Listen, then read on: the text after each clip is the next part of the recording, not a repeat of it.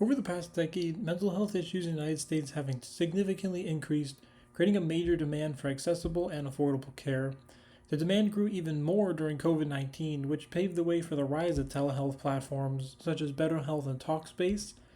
Telehealth companies allow patients to connect virtually face to face with a therapist, receiving therapy virtually, almost like if I was talking to you now as a therapist.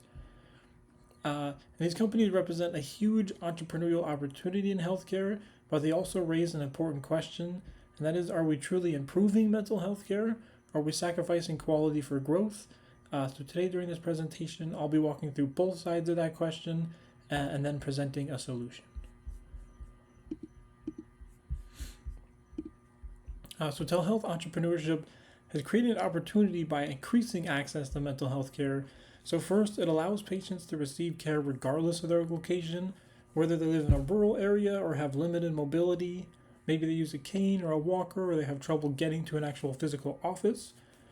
And then second, it reduces stigma. Many people feel more comfortable seeking help from home rather than like walking to a clinic. And then lastly, it increases convenience, which can actually improve patient engagement and consistency in treatment. So from a business perspective, this is an example of innovation solving real world problems, which is making mental health care more accessible than ever before, which is a positive. However, there are serious limitations that come with relying on technology for mental health care. So one major issue is reduced human connection. So therapies rely heavily on trust, body language, and emotional displays, kind of like eye movement, things like that, things that are harder to capture through a screen.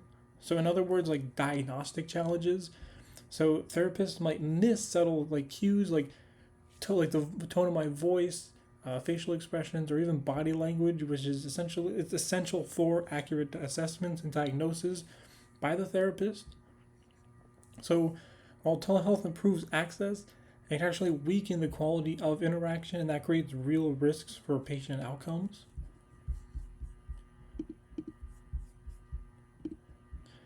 And then another major issue comes from how these companies operate as a business. So many telehealth platforms prioritize growth and profitability, often focusing on high patient volume rather than quality care. So within telehealth companies, revenue is typically tied to the number of sessions or patients, which incentivizes companies to push more clients onto therapists. Therapists commonly feel trapped in the middle of this as the platform controls their visibility.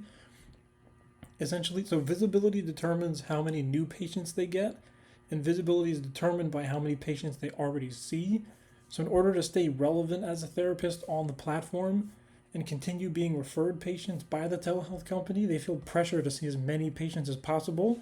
Essentially, the more people you see, the more patients they're going to refer you. But if you don't see as many people, they're not going to give you as many people. That's the way their algorithm works.